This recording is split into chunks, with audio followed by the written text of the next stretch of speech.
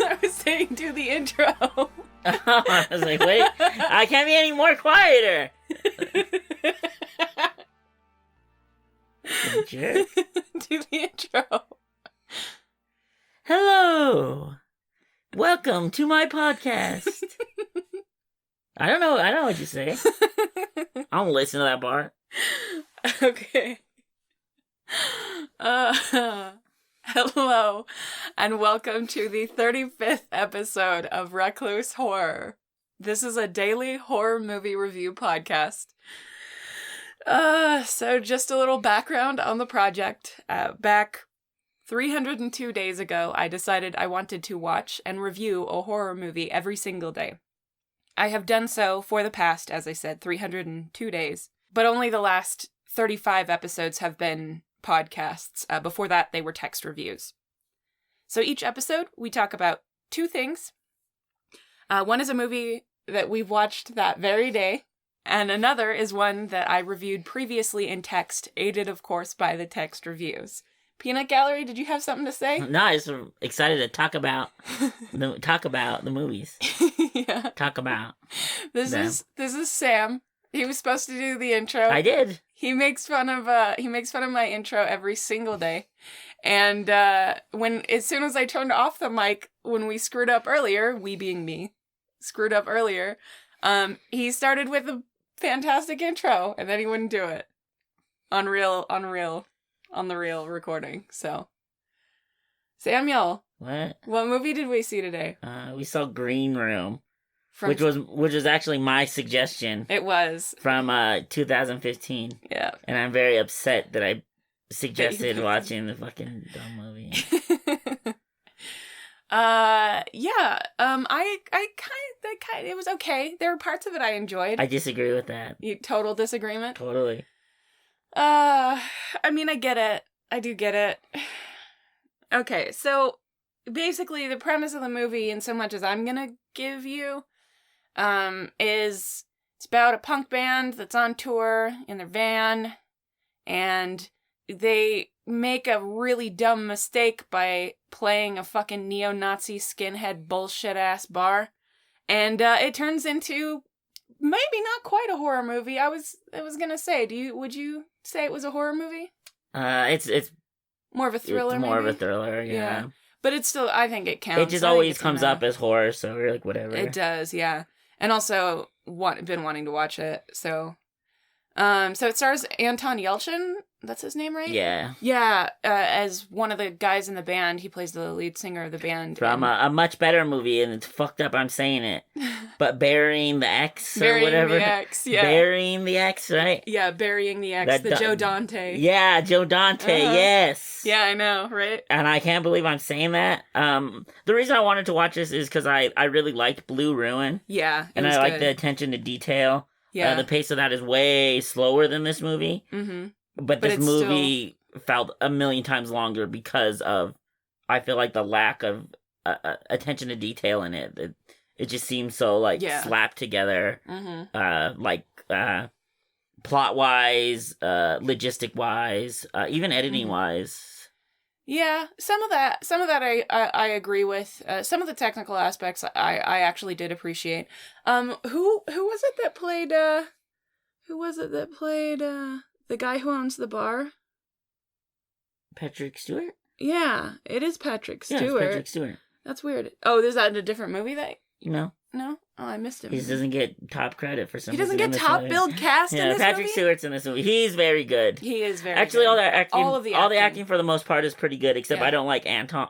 You don't like Anton Yelchin? Anton Yelchin's acting. It has that wide-eyed young actor acting.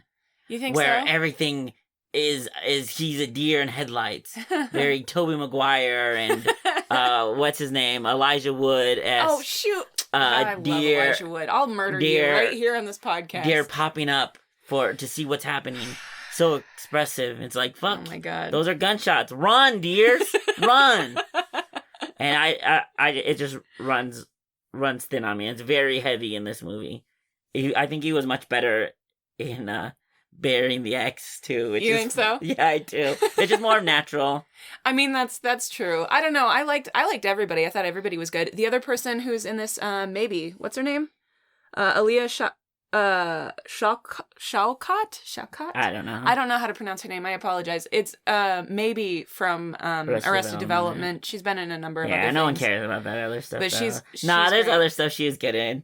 Yeah. Nothing that comes to mind. Yeah. She's been good in a few things.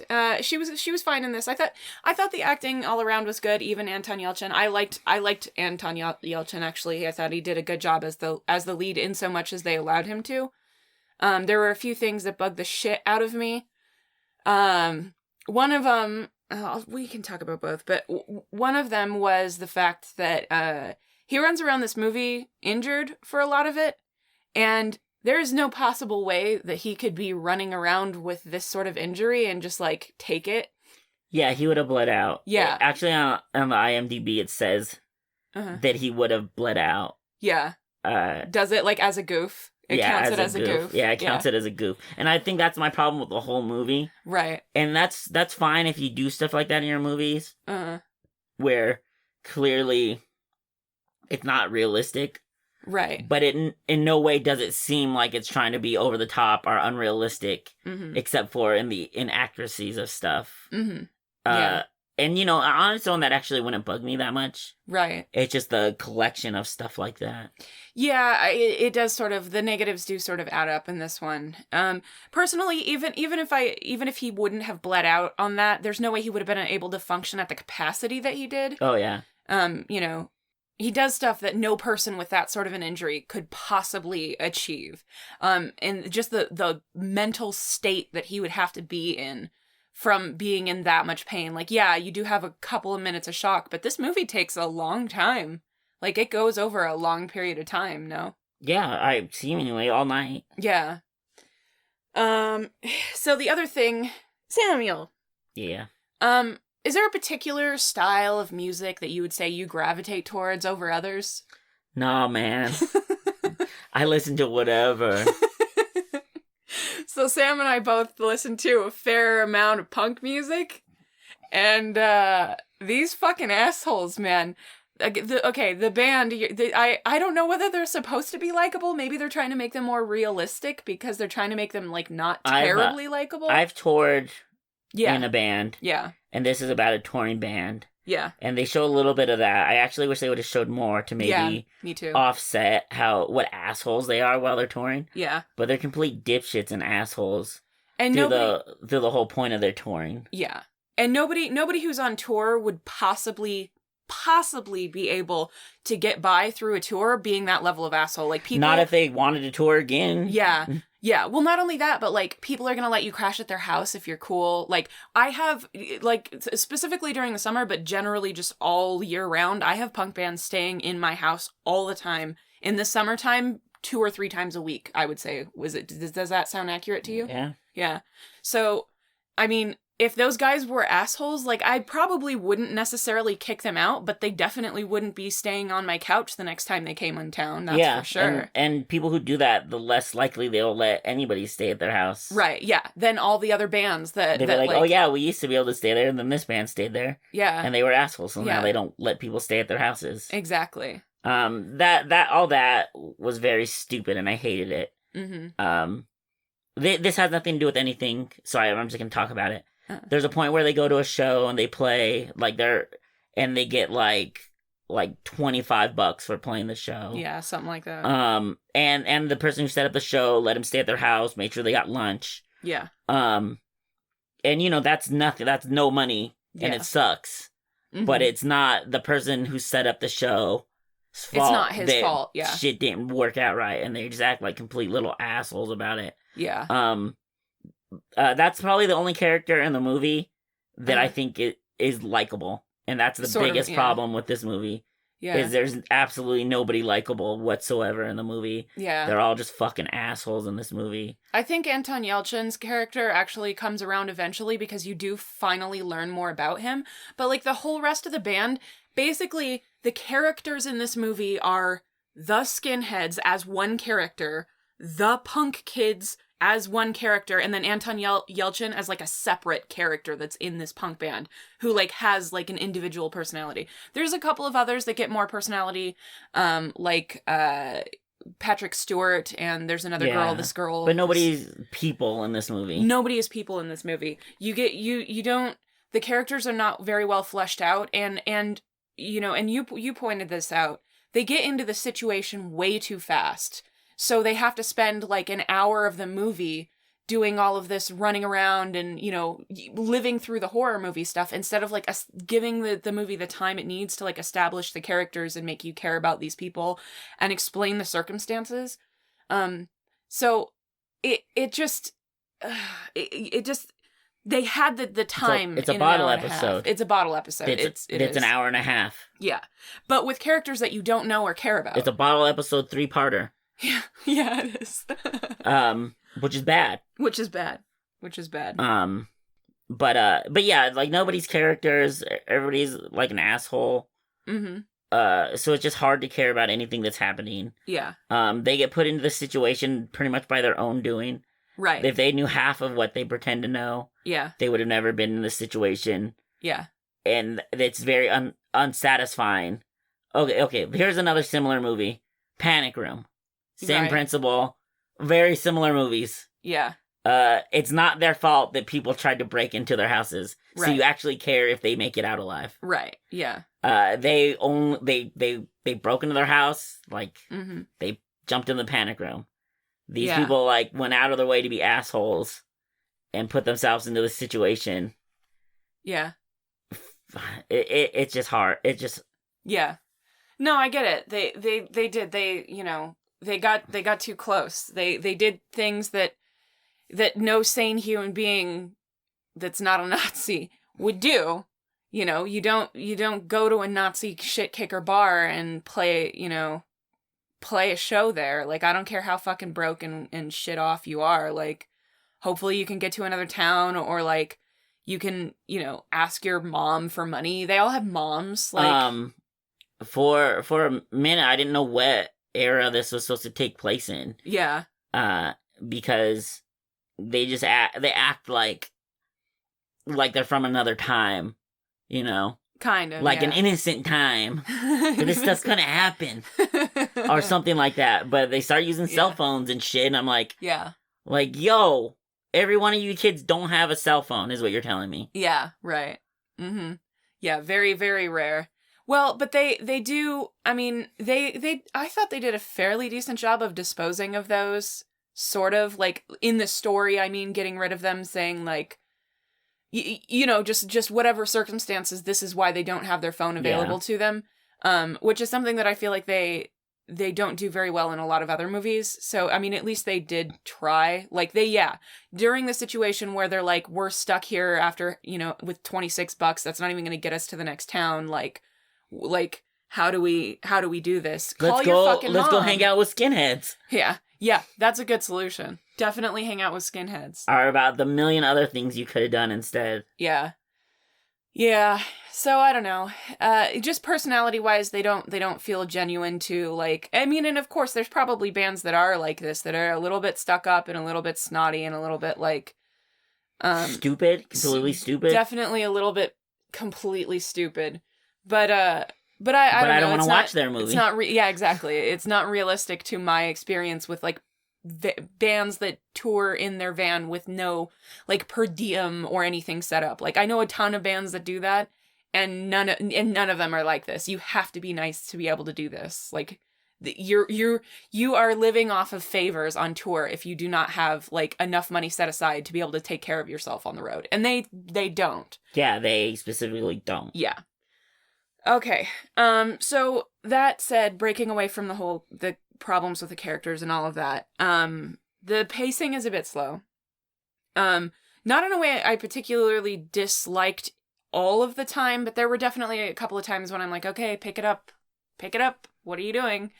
How did you feel about the pacing? It would have been fine if I wasn't so just done with the movie. Yeah. And like I said, like, the first act's too short.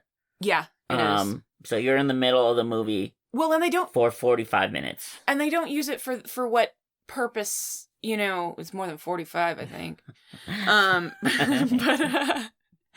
But they don't use it for the purpose that I feel like you should in this, which is establishing the characters. Like, they establish what they're doing and why they're doing it. Mm-hmm. And I guess for people who aren't familiar with this sort of, like, lifestyle, I guess, then it would be sort of enlightening in that way. Like, yeah, you're crashing on, you know, on floors and, you know, having to put up with, you know, shit that you didn't foresee happening and, you know, not knowing what city you're going to next necessarily, and if anything was even going to work out when you get there. Exactly. If you're just going to show up and it's like, no dice, man, sorry. Which does happen plenty when you're on tour, especially if you know. I've gotten paid less than what they were really pissed off about. Right. Getting paid. Yeah, for sure. Yeah, and you're still not a dick about it. So, yeah, I don't know. Sorry, we keep getting back on that. People who aren't it's a big part of the movie, in my opinion. Yeah. Especially, like, doing stuff like that, it makes it hard to separate it. Yeah. Especially the inaccuracies. And that I really liked Blue Ruin. Yes. If you have seen Blue Ruin, I'd probably recommend not watching this. Yeah. Because it's that much worse of a movie. I'm not sure. If you haven't and you're interested, watch this.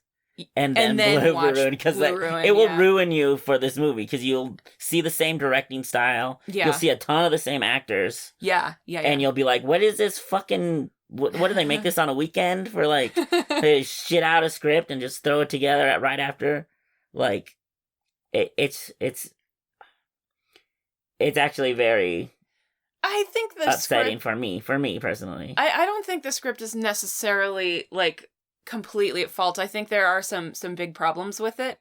But I think overall, like, some of the dialogue is handled nicely, some of it. And I don't know. The way things go could work out better if they were translated to the screen a little bit differently, even if they did it as written, sort of. Mm-hmm. I don't know. But yeah, I don't know if you specifically mentioned, I know you mentioned Blue Ruin, but the director of this is the same director as Blue Ruin. Director and writer. Director and writer, and I think cinematographer for I don't know for Blue sure, Ruin but specifically. They're very similar looking movies. Yeah, they are. Yeah, that's where the comparison is coming in. And again, like you said, a lot of the cast is the same from this. Yeah, the pacing, not the greatest. I think for people who aren't familiar with, like, the whole, like, punk scene nationally, I think they might have an easier go of it, because they would be fascinated by that beginning part, even though they're not establishing characters at all in any way. Yeah, and how this is kind of the extreme of something. Yeah, it's not the norm. Yeah.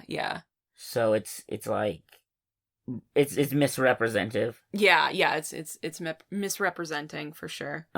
Which is very annoying. Yeah, to say the least. They call that guy True? Like, are they fucking metalheads? They call that guy True. Yeah. Do you remember? True. Yeah. Oh god.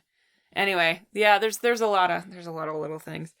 So, what did you think about the cinematography? How did you think about the cinematography is good. All the technical filmmaking aspects, for the most part, except for editing, are very good. The cinematography, the direction, the acting, all that stuff is very good, and that's what made me interested. And I've seen clips and stuff of the movie. Mm-hmm. Yeah, all that stuff's super good. Like, yeah. Why don't you go into what you didn't like about the editing? Is there anything that you can say? There's a specific part where they start listening to a record, and there's just this sharp cut. Mm-hmm. Into the record, into 4 the turntable. 2 seconds. Being like it was supposed to capture a lapse of time. Yeah. But it's just a hard cut into that. Mm-hmm. And I seriously didn't know what happened. I thought they broke the record player. Yeah. They showed up to this guy's house, and broke his record player. And it says, these guys are scumbags. Kick them out of your house. Yeah. But it was just a shitty editing. Yeah. To say that it was the night. A hard cut. Like, they were trying to use it, to establish the time lapse, but so they seriously put on that record and fell asleep before it finished playing? Like, because otherwise I assume they were listening to other records all night. But I think it was the same record that was on the turntable. I'm not positive. I'm not positive. I don't know. So they fell asleep in, like, what is it, 14 minutes, however length one side it could be. And I think that cut could have worked if they played more of the song, but they only played like 2 seconds of the song. I think the cut could have worked really. I think it's a really good idea. I think the cut could have worked with a passage of time, fast forwarded, with a longer cut, with something that kind of flows into it at all. Yeah. But it was just a hard cut to 2 different scenes. Right. And it was an interesting idea, but I don't think it worked. It quite worked the way they did it. Yeah. They could have even redid the audio on that, and it probably would have worked fine. Yeah. It just seemed slapped together. Like, that's my problem with this movie. Is that it feels slapped together? To me, it does. I didn't necessarily get that same feeling. I think some thought and effort was put into it. I just think that we're too close, Sam. I think we just... I'm too close to that edit? I'm not... Like, that's just... No, okay, that was stupid. No, I knew what happened when they did that edit, but I did have to explain it to you, and I understood why I had to explain what happened, because it is just a hard cut. So, okay, cinematography. The cinematography, I honestly thought it was very good. The visuals, I think the costumes, some of them looked good. I mean, to be completely honest, it's been many, many years since I've personally known a lot of Nazi skinheads, but that is the stuff that in my memory they wear. Luckily it's not as big of a, like, the scenes here are separated for where we are for punk and Nazi skinhead bullshit. So, I think we all just kind of coexist as far away from each other as possible. But the costumes seem fairly realistic. The punk costume's a little bit less so, but it's not stuff that I haven't seen people wear. Yeah, and they're kind of a semi, like, wannabe high art-y. A little bit. Punk band. Yeah. All the costuming is fine. They got a Fugazi sticker on their van, so how? Yeah, how punk could they really be? Yeah, for sure. Come on. Fucking posers. Calling them out, huh? Calling them out. No, it's fine. You can listen to Fugazi, but sticking it on your van, come on. You got 6 stickers on your van and one of them is Fugazi? 3 of them were Fugazi. No, just kidding. Yeah. How did you like their music? They didn't play much of it. But they played a few songs. What did you think of it? Like, it was whatever. Yeah. It's fine. I thought it was alright. I thought it wasn't too bad. Like, not the best stuff, but for a punk band in a movie, I thought it was pretty good. Mm-hmm. But sometimes I look at the review of stuff, and on this, IMDb. and I rarely read them. I just read the headlines for the most part. Yeah. But one of them is dumb characters ruin the movie. So it's not just us, huh? Yeah, so it's just not us. Okay. And I was like, yeah, dumb characters do kind of ruin this movie. Yeah. There was also a lot of one of my problems is that they sort of mention an outside situation, and I like that there is an outside situation like that affects the story. I think that's neat because life doesn't happen in a vacuum. Yeah. But specifically the way that they tell that part of the story, there's a lot of disconnect. There's a lot of stuff that doesn't like quite follow or make sense. Like it feels in some ways like you're missing scenes. It's not just like you're getting snatches of what's happening because things that are relevant are happening in these scenes, but things that are irrelevant are also happening. It doesn't feel like that so much as like they cut a scene where they explain more of this situation. Yeah. And a lot of it has to do with like, some of it might be chalked up to the fact that like they don't do a very good job of like establishing certain characters' names. Like all the fucking Nazi skinheads look approximately the same. So, not completely, but approximately the same. So, like, I don't remember which one is Worm. I don't remember which one is Roger or whatever, you know. So when they're talking about that stuff, I feel like you have to watch it a second time. Like, I was paying attention. Like, I didn't pull out my phone once. And I still had trouble being like, wait, this feels like they're trying to make it a reveal, but I don't know who the fuck they're talking about. Like, yeah, I don't know.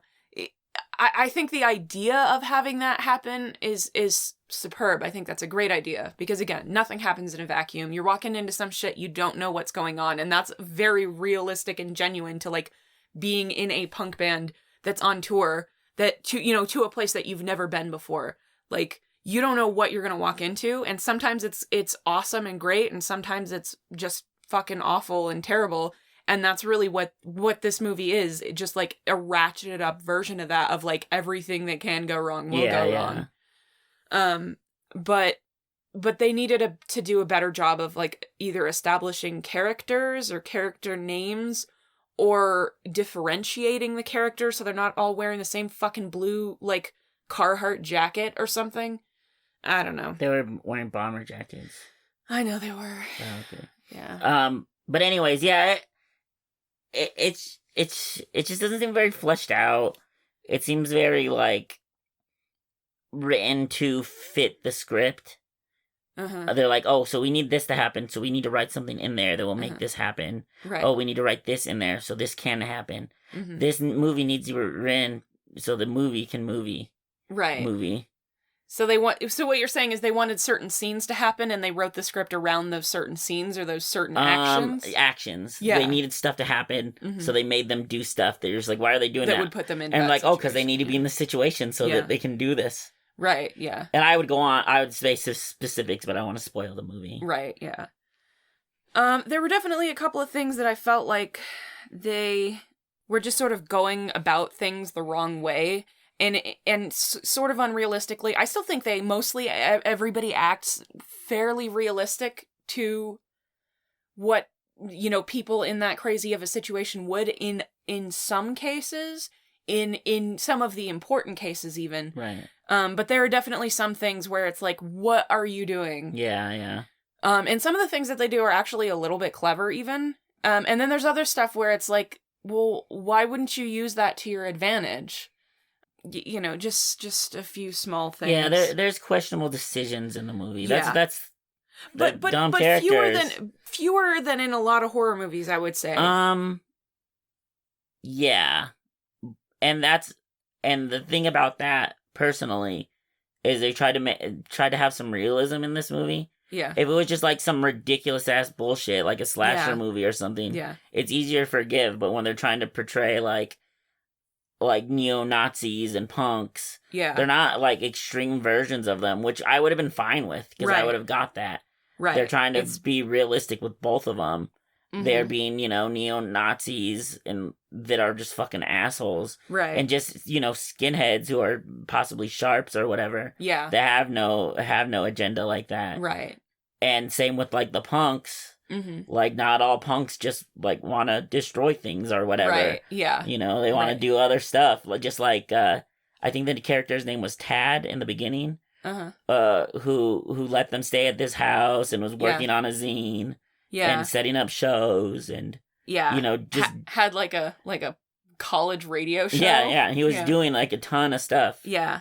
And so I feel like they're trying to give you a look into and these are people who are doing this type of stuff, they're not good or bad or whatever.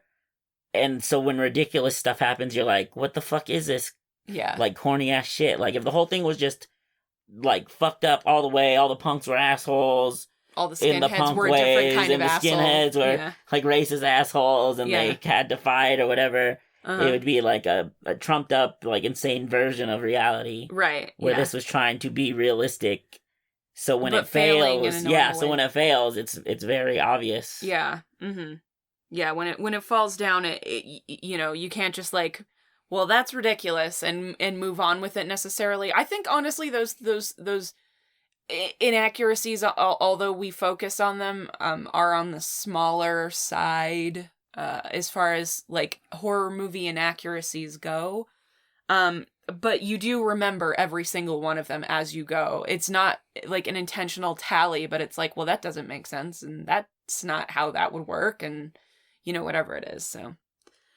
Was there anything else that you wanted to mention about this? We can talk about some of the actors more. Sure, yeah. Patrick Stewart did really good. Yeah. Mm-hmm. All the acting, for the most part, was really good. Yeah. The guy from Blue Ruin. Yeah, Macon Blair. Yeah. Was really good in this. He was really good in Blue Ruin, too. Yeah. The guy who was the security guard from Jurassic World, the lazy security guard that gets eaten from Jurassic World was in this movie. He was pretty good. Uh-huh. Similar part.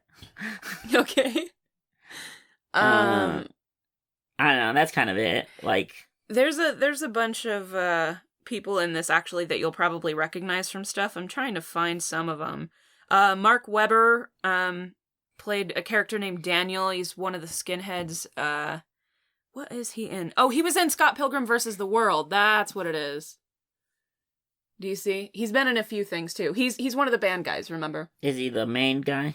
Yeah, the like lead guy. The lead guy. Nice. Yeah, he's the lead guy, Mark Webber. He's been in a bunch of other stuff too. I think he's even been in some horror stuff. He's good in this. Yeah, he's good in this. And then there's let me go back.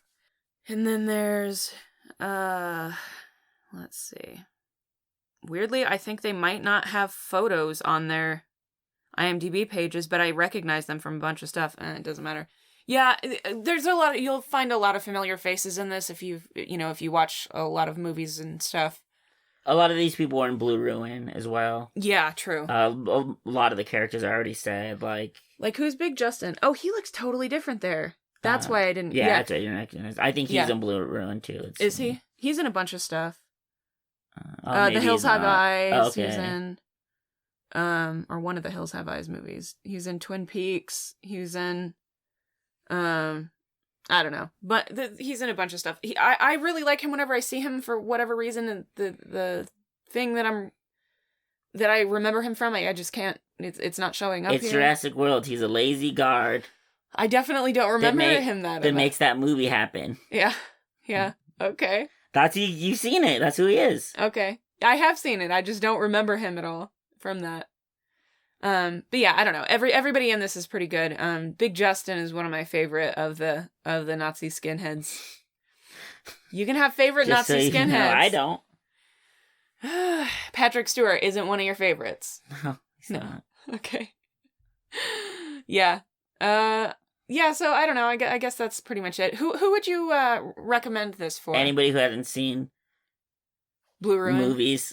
Who doesn't know anything about punks or skinheads? Yeah, I don't know. I can't say from somebody who hasn't seen or doesn't know about like punks. Yeah. What they would think about it. Yeah. You know, I think they might find it fascinating. I don't have any idea. But yeah, I probably wouldn't recommend it to anybody. Yeah. Just out of the fact that they'd be like, oh, so this is what like punks are like. And man. I'd be like, no, it's really not really. It's really not anything like that. Yeah. So don't watch this movie. I almost just called out a band by name. Don't watch this movie. Don't. Cause I know.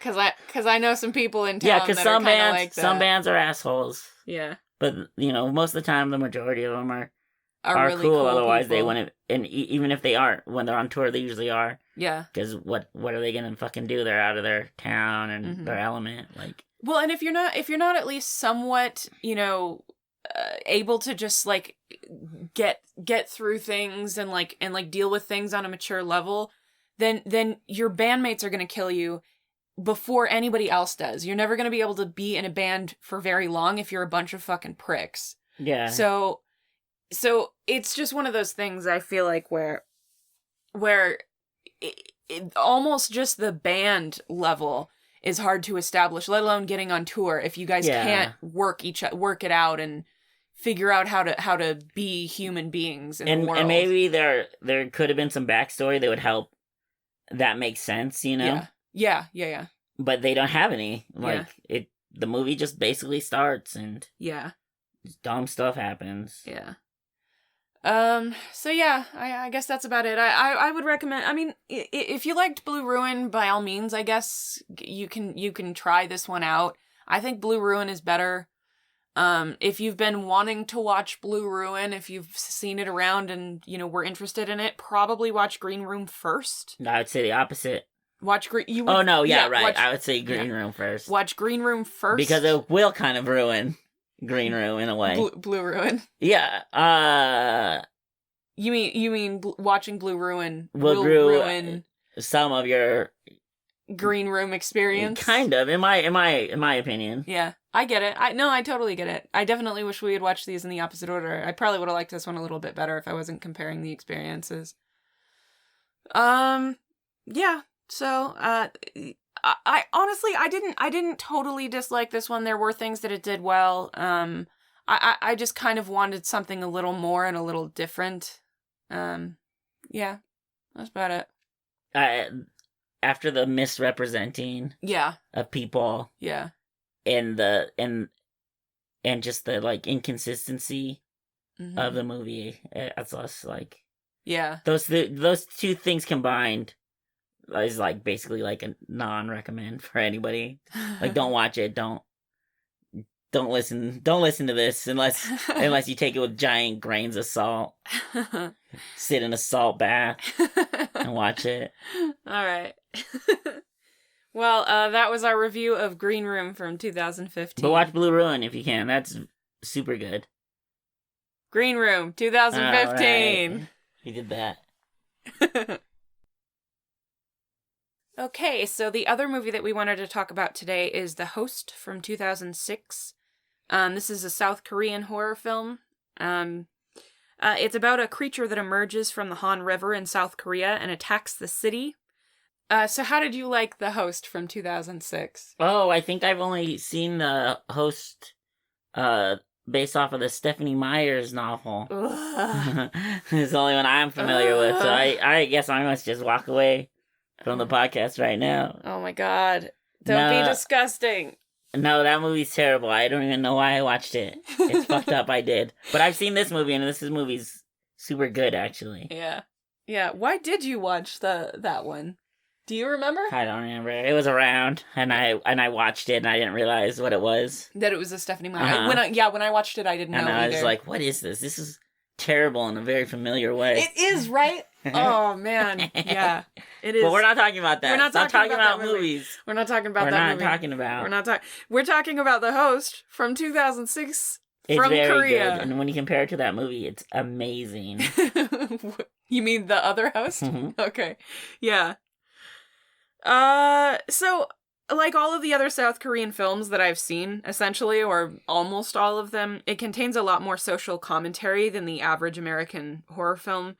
The movie is not without its problems, but I really think it was a very enjoyable watch, and powerful in a number of ways as well. What did you think about the movie? I told you, it's good. Any more so? You want me to elaborate? Yeah, why don't you elaborate? It's very good. I like the pacing of the movie is very good. Mm-hmm. It has a lot of weight to it. Yeah. You feel like everything that's happening is really happening. Yeah. There's a lot of visual problems, like the monster is not very good. The CG is definitely not very good. But they still managed to make it seem like it wasn't like as disconnecting. It wasn't as disconnected as a lot of movies like that are. Yeah. The characters are really good. Very good. From what I could tell, the acting was good. Yeah.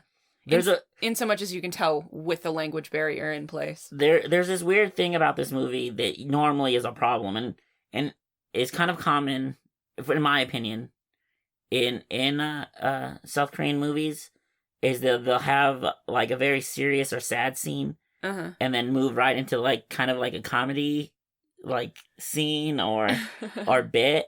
Uh-huh. But it's far less like jarring. Uh-huh. In this movie and other movies, I feel like. Yeah, for some reason they're able to make that work. And I'm always amazed it works, and I'm always amazed I don't hate the way that happens. Yeah. But no, this movie's good. It will make you want noodles really bad. Oh man, it will. It will. Just thinking about the movie makes me want noodles. Make sure you pick yourself up some kind of ramen or like go get some yakisoba. Or they eat noodles so much. So much. And it makes you so hungry. Now you made me want noodles again. Okay, so the writer director actually of this film, his name is Bong Joon-ho. Is the writer and director of the American film Snowpiercer, starring Chris Evans. I haven't seen it, but it's rated very high, or at least it was, when I watched this, it was rated high across all of the various platforms. Rotten Tomatoes, and it's not a horror movie, so we'll never be able to watch it. We'll never be able to watch it, I know. I can't watch movies anymore because it means I have to watch 2 movies in a day, and I just, can't do that. I can't do that to my brain, so I just watch horror movies, which is something else I need to work out with my brain a little bit. So the lead actors have been in many films, both Korean and American, but I've not seen any of those either. So I think they were mostly very good, though there is an American actor in the beginning of the movie that's pretty bad. Ooh, I don't remember that. Yeah, he plays it's a very small part. I mean, I think it's like 30 seconds or something like that, but it's like, oh god. I mean, they wouldn't know necessarily that he was a bad actor, the same way that we wouldn't necessarily know about, the delivery of the lines of the Korean actors. Right. So it doesn't necessarily matter that it's bad, but it's pretty bad. So, yeah, I don't know. It's just kind of a questionable choice. The standouts to me were definitely the lead male, played by Song Kang-ho, and the child actor playing his daughter, which is Go Ah-sung, both of which were also in Snowpiercer, actually. Both have excellent range and can maintain high emotions well, even for pretty long periods. Bong Joon-ho certainly helped in his role as writer and director, structuring the story in such a way that the emotionally exhausting scenes aren't overly long, and they're all very relevant to the story. Byun Hee Bong, who plays the grandfather, also has a very touching monologue about his son in the movie that I really liked. Do you remember that? Yeah, I do remember that. That was really good. Yeah. There's a lot of that though. Yeah, there is. And that really connects you to the movie. It does. And the people in the movie. Yeah, just their connection to each other and how they see things and talk to each other and the goal they're trying to accomplish. Yes, yeah. That makes you really feel like they give a shit about what they're doing, so you give a shit. Which could be easily not the case. You could just be like, whatever, this monster, whatever. Yeah. I want to see the monster. What are these people doing? So, speaking of the monster, it's full CG, as I think we mentioned, and it's passable enough, I think, for most audiences. I don't think everybody's quite as sensitive to CG as us, but the actual design of it is awesome looking. But see, this is the problem with it is as with a lot of CG, for some reason, the lighting is not often reflective of the environment in which it's shown, which always drives me completely batshit insane.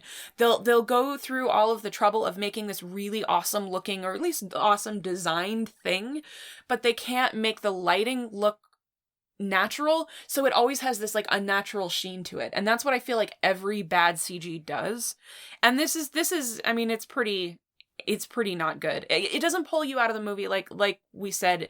The movie, just the way the movie is structured and the way the plot is handled and everything, the dialogue and so forth, it's unnecessary that this be the most realistic looking thing ever. So, I was mostly able to ignore it. Even when it looked bad, I found myself not really caring too much because the story was still really interesting, so.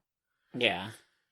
So, the first thing I should mention about this is that the film is a bit, sort of critical of the U.S., both militarily and politically. Do you remember that? Yeah. The premise of this film was sort of inspired by a real event, perpetrated by someone working for the U.S. military, so it's hard to really find fault with a little negativity towards the U.S., I might consider myself a bit critical of the United States as well, so it didn't really bother me. It only surprised me a bit. It's also very critical of South Korea's own government, so it's not as if the filmmakers think, they don't have their own problems. There's a lot more commentary to this movie as well, but discussing it would involve a lot of mild spoilers, so I'll let you just see it for yourself. I thought all that was good. I liked it, that. Yeah. The self-awareness and this is like semi-horror, semi-sci-fi. All good sci-fi kind of talks about things in the world and situations like that. Genre fiction in general, honestly. Yeah. So it's really good in that way, no matter what it's saying for the most part. Yeah.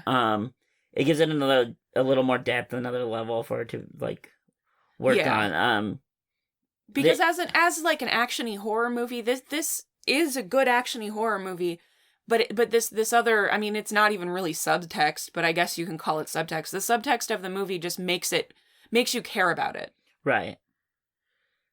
So the cinematography and filming is pretty good, as I recall. Though, to be honest, I was a little focused on the story to notice any real standout moments when I was watching it. There was one part of the score that really stuck out to me as totally bizarre and out of place, though most of the score was exactly what you would, sort of expect in a movie like this.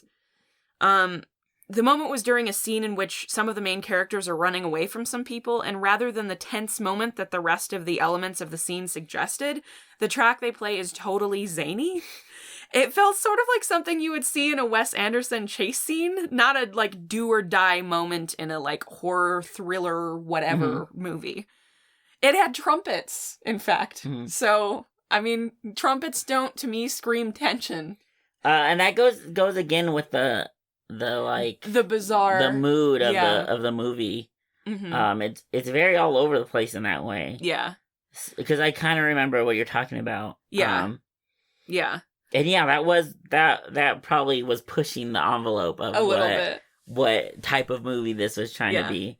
Well, this isn't the only place where the music doesn't fully match the feelings I was having for some scenes, but those were usually subtle differences. And they played that same zany song during the credits, which definitely implies that they knew what they were doing and that it was intentional, but it doesn't make it feel any less out of place. So, I don't know. It was kind of weird. I don't know. I still really like this movie, and I don't know. It was weird. This movie is weird, though. It is, yeah. Like, overall. I'm not sure if I like that about the movie and the music, or hate that about the movie and the music. The opening scene is shot super well. Oh, yeah. So good. It builds a ton of tension. It does. Immediately, so quickly. It's hard to build tension that fast. It semi ends with a joke. Yeah. / a terrible event happening. Yeah. And that's kind of like the whole movie. Yeah. Or at least very large portions of it. Yeah. Yeah. So some portions of the story are preposterous in a lot of ways, but as a very generous metaphor for the problems surrounding it, it sort of works, I felt like. The filmmakers likely didn't want to stray from the specifics of the real-life incident lest their message be lost, so I can't really blame them. Like some of the other movies I've reviewed, portions of the story fall under the don't worry about it category, and it doesn't really nag the audience that the specifics are a bit far-fetched. I don't think anyone's gonna fault this movie for that, and definitely, like, even modern horror movies, have done things that are a little bit more ridiculous for premise, so. So, there's a whole portion of the plot that I'm intentionally leaving out, Sam is intentionally leaving out, because as fascinating as it would be to talk about, and how much I appreciate it, it's definitely a spoiler. It really adds more to that, like, lovely social commentary and speaks how disasters like this can be made much worse by fear and panic and unpreparedness. There are so many important messages that can be taken away from this movie, and I've only scratched the surface of them personally. I don't think there's really too much, plot-wise that we should discuss beyond this. If you're interested, you should definitely watch this movie. It is worth your time. It is well worth your time, and it is not a short movie, is it? No, that was the next thing I was gonna say. It's pretty long. It's like 2 hours, isn't it? It's 120 minutes. Yeah, 2 hours exactly. So yeah, it's pretty long. Luckily, the pacing's really good. They have a lot of stuff that breaks it up. Yeah. I was never not interested. Yeah. In the movie when watching it. Yeah.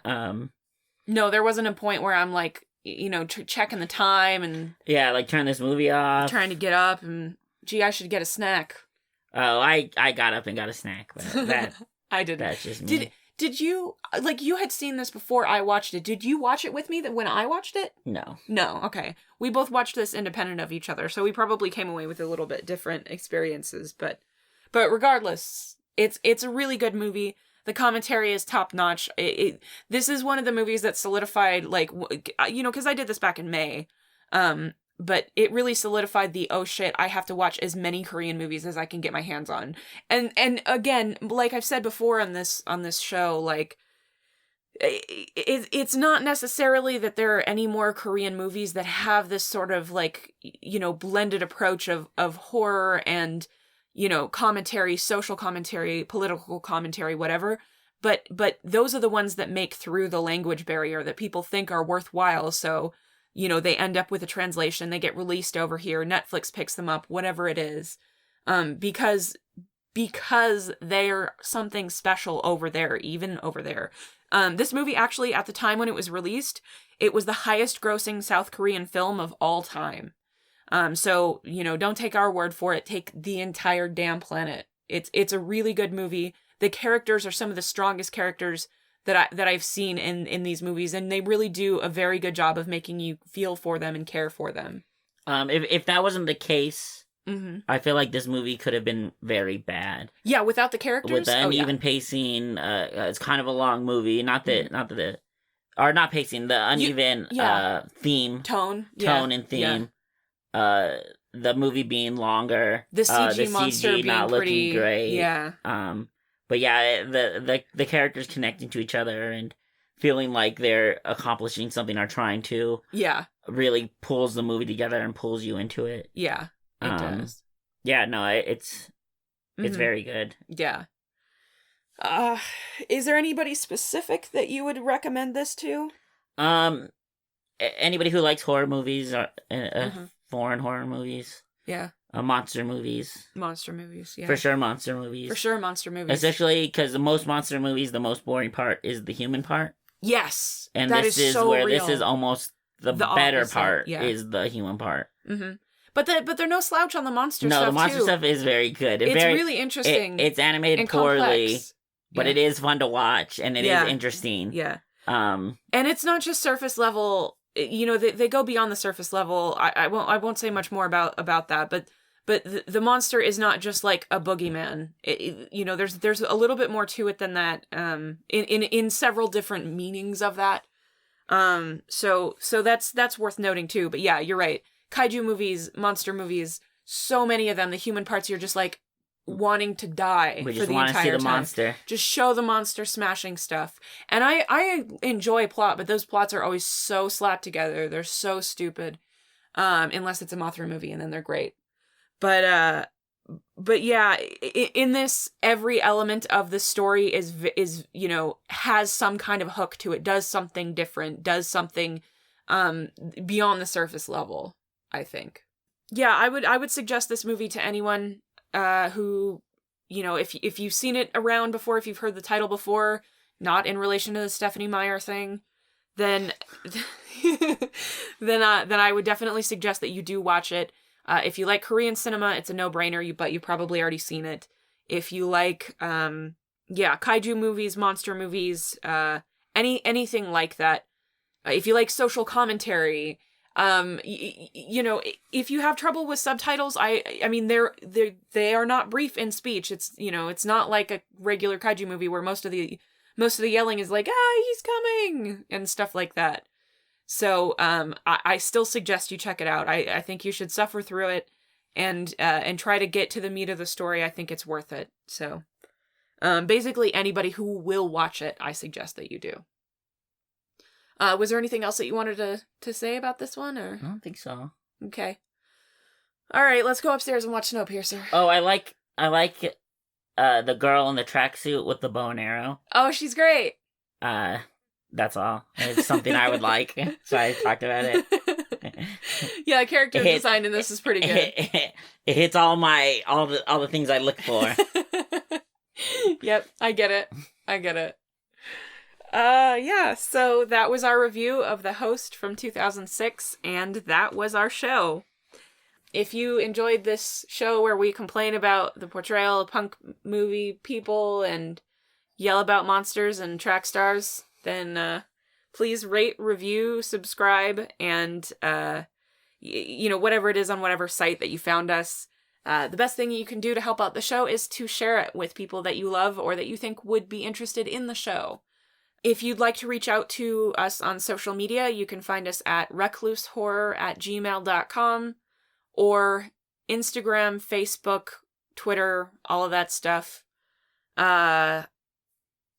Yeah, was there something else? Oh, if you didn't like the platform that you found us on, or if you want to share it with someone who doesn't have the same device as you, we are on YouTube, Player FM, Apple Podcasts, Stitcher, Podcast Addict, and pretty much every podcatcher out there. Yeah, Sam, what is your rating for the host? 10 out of 10, Stephanie Myers. 10 out of 10, Stephanie Myers. Is that good? Is that bad? I don't know. That's really more nebulous than it appears by the 10 out of 10. I'm confused. Did you want to rate Green Room? Oh. No. Okay. I rate the host as 17 cup noodles. Noodles. That's what that's what you need to get through the movie. I know. You need 17 cup noodles. And I rate Green Room 17 colors. No, 4 colors. 4 colors. You know, blue room, blue ruin, several other green room. Many colored rooms. So, yeah. I can't wait for the next color movie from... I hope they go purple. From director. I don't know what the director's name that I'm forgetting right now. It's like Lucian or something. I don't know. Bye. All right. Thank you for listening. Goodbye. Samuel, say goodbye again. Bye. Goodbye. Samuel, say goodbye.